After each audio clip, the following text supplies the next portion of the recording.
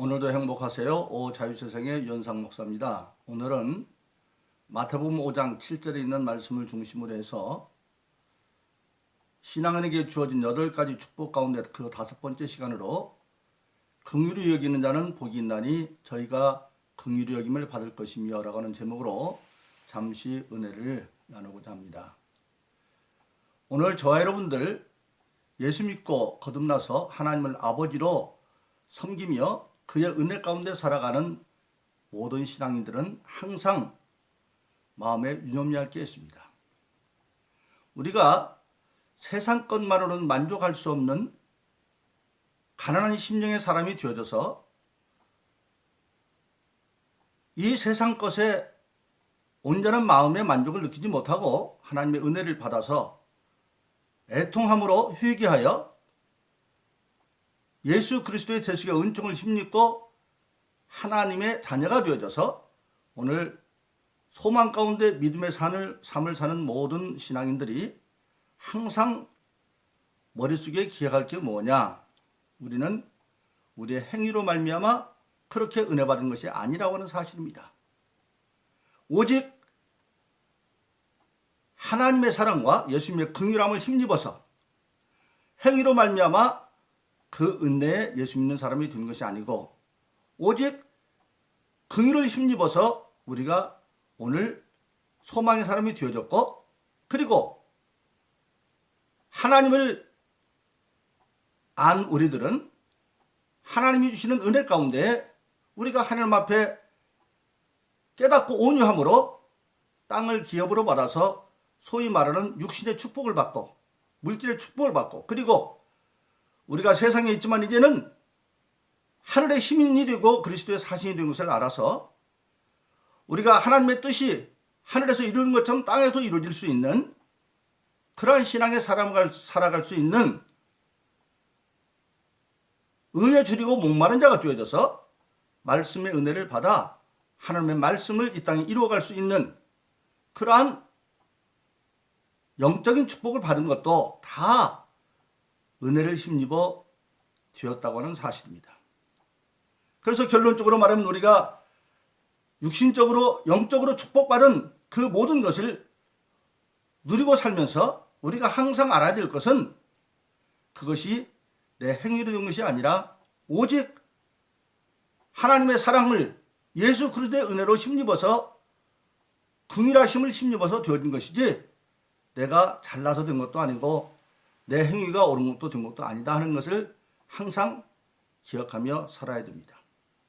그렇기 때문에 우리는 하나님의 긍휼을 힘입은 자로서 값없이 믿음으로 예수님의 대속의 은총을 받은 자로서 우리가 세상을 바라보는 눈은 항상 우리가 하나님의 긍휼을 힘입은 것처럼 세상에 믿지 않는 모든 사람들이나 세상에 어려움 당하는 사람들, 심지어 죄를 지은 사람들까지라도 우리가 그들을 긍휼히 여기는 마음, 그들을 이해하고 그들을 동정하고 그들의 어려움을 함께 나눠줄 수 있는 하나님이 주신 그 모든 육적인 축복과 영적인 축복을 가지고 그들에게 나누어줘서 그들도 우리처럼 예수 안에서 행복한 사람 될 수 있도록 해주는 것이 우리 신앙인의 근본적인 자세인 것을 우리가 항상 알고 있어야 된다고 하는 사실입니다. 그래서 성경 디도서 3장 5절은 이렇게 말씀하고 있습니다. 우리를 구원하시되 우리의 행함 바 의로운 행위로 말미암지 않고 오직 그의 긍휼하심을 쫓아 중생의 씻음과 성령의 새롭게 하심을 입었으니 즉 예수님의 긍휼하심을 힘입어서 우리가 된 것이지 우리의 어떤 의로운 행위로 말미암아 된 것이 아니라고 하는 사실입니다. 그래서 예수님은 친히 마태복음 6장 14절로 15절로 말씀하시기를 너희가 사람의 과실을 용서하지 아니하면 너희 천부께서도 너희 과실을 용서하지 아니하시려니 너희가 사람의 과실을 용서하지 않냐면 너희 천부도 너희 죄를 용서하지 않는다고 주님은 말씀해 주신 것입니다. 그래서 우리들은 신앙생활 하는 사람들은 우리 마음속에 하나님과 예수님의 긍휼을 힘입은 자로 우리 또한 모든 세상과 사람들에 대해서 긍휼하심을 가지고 있는 마음을 가지고 살아가야만 합니다. 그것을 예수님은 마태복음 18장에 이르면 구체적으로 말씀하고 있습니다. 어느 날 제자 베드로가 예수님께 묻습니다. 선생님, 주여, 우리에게 잘못한 자가 있으면 7번쯤 용서하면 될까요? 그렇게 말합니다. 그 당시 유대인의 관습으로는 누가 잘못하면 3번까지 용서하는 것이 관례였습니다. 그러니까 베드로 생각에는 3번보다도 배가 많은 거기다 하나 더한 7번이면 충분하겠지 그렇게 생각을 해서 예수님께 형제가 우리에게 잘못하면 7번까지 용서하면 되겠습니까? 그렇게 말했습니다. 그러자 예수님께서는 아니 7번이 아니라 70번씩 7번이라도 용서해라. 즉 77은 49, 490번. 그 말은 숫자적으로 490번이 아니라 의미적으로는 끊임없이 용서해라 그런 말입니다. 그러면서 예수님께서 비유로 말씀하십니다. 어떤 임금에게 종들이 있는데 그 종 하나가 빚을 많이 졌는데 얼마냐면 1만 달란트 빚졌다. 1만 달란트. 1만 달란트면 얼마나 많은 돈이냐? 돈으로 우선 계산해 보면 1달란트는 6천 데나리온입니다. 한 데나리온은 장정 한 사람의 품삯입니다. 그러니까 한 데나리온이 얼마냐? 대충 우리가 계산해 보면 장정 하루에 일당이 만일 10만 원이라고 한다면 요즘은 10만 원이 훨씬 넘지만 6천일 동안 한 것이면 6억에 해당하는 돈이 한 달란트입니다. 근데 1만 달란트면 거기다가 6억에 1만을 곱하면 6조에 해당하는 돈입니다. 6조. 계산적으로 보면. 그런데 의미적으로 보면 그 돈은 도저히 인간의 힘으로는 갚을 수 없는 무한대의 빚이다. 그런 뜻을 가지고 있는 겁니다. 그런데 그렇게 1만 달란트 그냥 대충 하면 6조 원이지만 도저히 그 종으로서는 갚을 수 없는 그런 빚을 졌는데 갚을 때가 돼서 왕이 불러다 놓고 너 그 빚 갚어. 그런데 왕도 그 상황을 알고 있기 때문에 그 갚을 돈이 없으니까 너는 네 재산뿐만 아니라 너도 네 처도 네 자녀도 모든 걸 다 종으로 팔고 그래서 갚아라. 그러니까 그 종이 엎드려서 갚겠습니다 하고 하니까 임금이 그를 불쌍히 여겨가지고 갚을 수 없는 걸 알고 다 탕감해 줬어요. 그런데 그 1만 달란트 6조 원에 해당하는 엄청난 의미적으로 보면 도저히 갚을 수 없는 그런 엄청난 빚을 임금이 탕감해 줄 수도 불구하고 큰 빚진 자가 작은 빚을 주고 살듯이 그가 자기 동료, 동관, 같은 동료 임금 앞에 그 관료에게 100데나리온을 빌려줬어요. 100데나리온. 100데나리온이면 한 데나리온이 10만 원이라고 했으니까 장장 하루 품삯이니까 그냥 대충 한 1,000만 원 정도 빚진 자가 있는데 그를 길에 만나서 너 100데나리온 갚어. 그러니까 그 사람이 그래 갚을게 조금만 기한 그러니까 그걸 못 들어주고 감옥에 갖다 가둬버렸어요. 그걸 옆에서 보던 같은 동료, 동관들이 임금한테 가서 그 얘기를 했어요. 그 임금이 1만 달란트 빚진 자를 불러다 놓고 말했어요. 나는 네가 빌기에 1만 달란트 탕감해 줬는데 그래 너는 네 동료 동관에 100데나리온도 탕감해 줄 수 없더냐? 이 악한 놈아. 그리고 다시 감옥에 가다 놓고 한 푼이라도 홀이라도 다 갚지 않으면 너는 못 나올 것이다. 그렇게 예수님이 비유를 하시면서 결론적으로 마태복음 18장 35절을 읽으면 그 제자들에게 이렇게 말합니다. 너희가 각각 중심으로 형제를 용서하지 아니하면 내 천부께서도 너에게 이와 같이 하시리라. 저 우리 예수 믿는 저와 여러분들은 항상 할 게 뭐냐면 우리는 무엇을 잘해서 구원받은 게 아니라 오직 믿음으로 하나님의 사랑과 예수님의 긍휼하심을 힘입어서 구원받은 것이지 우리가 잘나서 뭐 의로운 행동이 있어서 그렇게 된 것이 아니라는 겁니다. 그래서 예수님께서는 주기도문에서도 우리가 우리에게 죄 진 자를 사해 준 것 같이 우리의 죄를 사하여 줍시고 그렇게 하라고 말하고 있습니다. 우리가 모든 죄로부터 사함받았기 때문에 우리 또한 우리에게 죄를 짓는 자가 있으면 다 용서해 주고 그리고 끊임없이 하나님 앞에 용서함을 빌어야 된다. 2차 대전 때 독일의 기독교가 히틀러의 그 유대인 학대하고 학살하는 걸 보면서 주기도문을 할 수가 없었다고 그래요.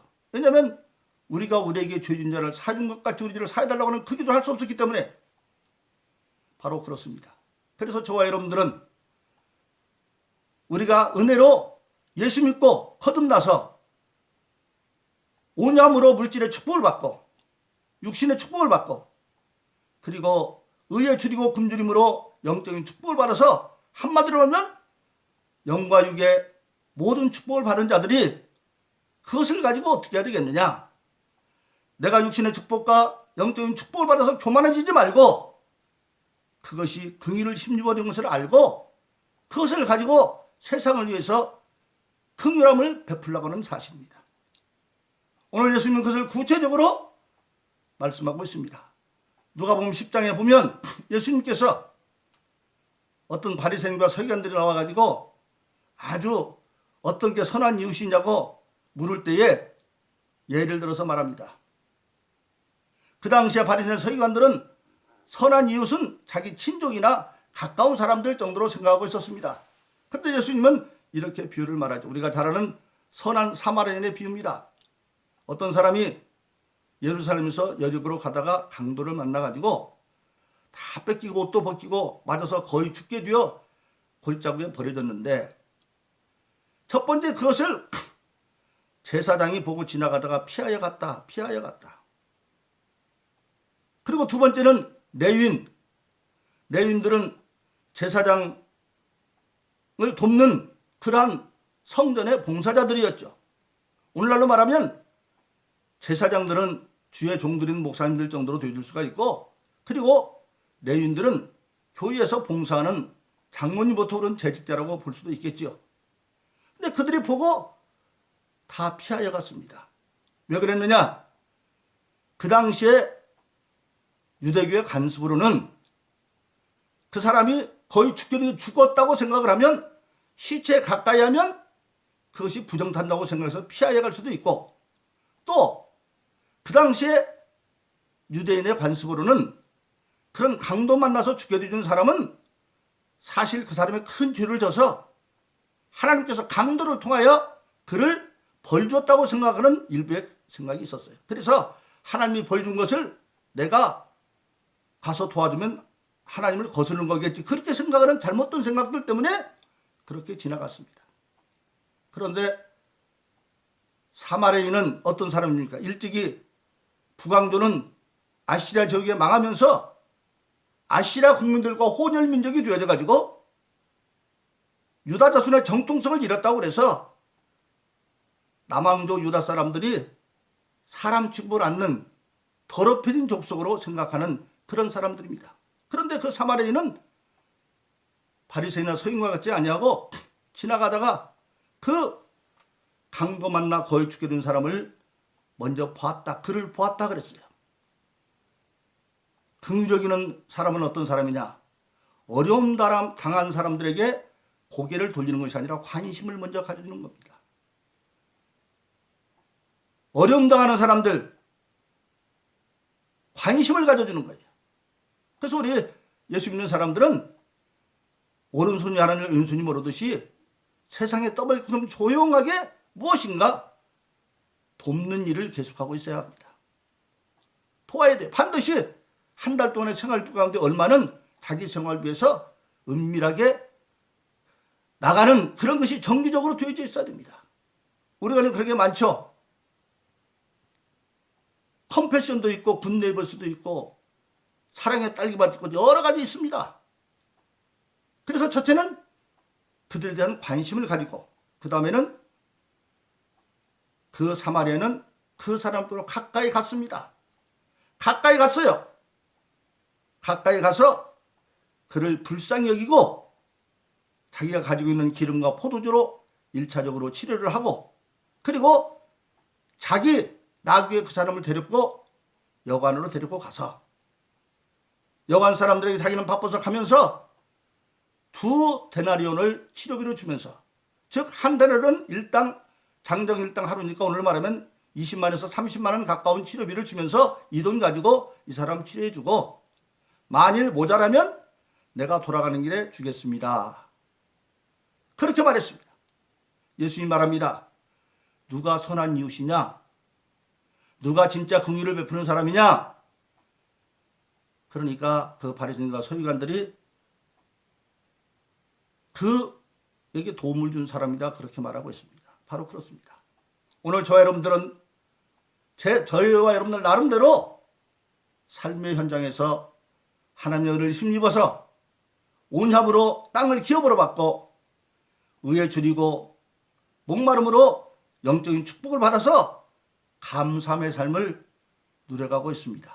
그런데 이것이 내가 행위로 된 것이 아니라 오직 하나님의 사랑과 예수님의 긍휼을 힘입어 그렇게 된 것을 알고 예수님께서 마태복음 18장에서 베드로에 묻는 그 질문에 마지막 결론을 내린 것처럼 너희가 각각 중심으로 마음속으로부터 내 형제의 잘못을 용서하지 아니하면 내 천부께서도 너희를 용서하지 않을 것이다. 그렇게 말씀하신 말씀을 기억하고 늘 우리는 정말 내가 은혜를 힘입어 오늘의 내가 된 것을 알고 감사함으로 비록 죄를 짓고 세상에서 돌멩이를 던진 사람이 있다 할지라도 우리는 마치 주님의 가늠한 여자에게 나도 너를 정죄하지 않는다라고 말하면서 다시 죄 짓지 말라고 하는 것처럼 죄 짓지 않고 살 수 있는 길로 그들을 인도하는 사랑의 긍휼자가 다 되기를 예수 이름으로 축원합니다.